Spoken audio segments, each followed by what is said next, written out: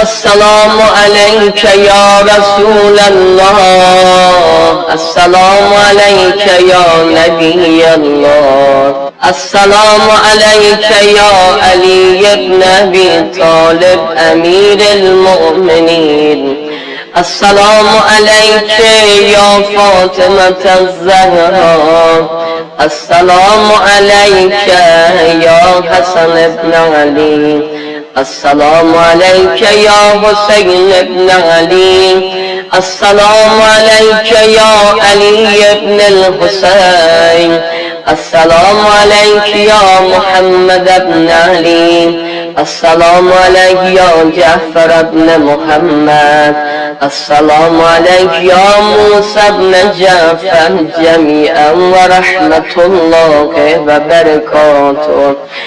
السلام عليك يا غريب الغرباء، يا معين الضعفاء والفقراء، يا علي بن موسى الرضا اطلبنا عند قبرك الشريف.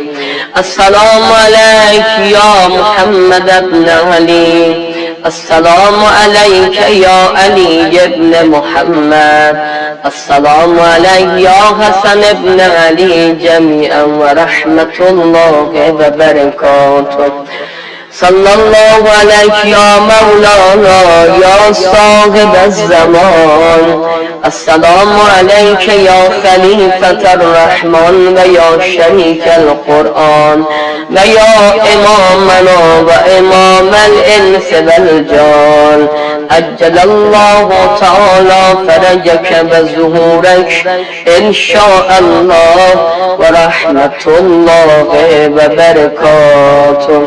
الغوث الأمان يا صاحب الزمان، الغوث الأمان يا صاحب الزمان، الغوث الأمان يا صاحب الزمان ورحمة الله وبركاته.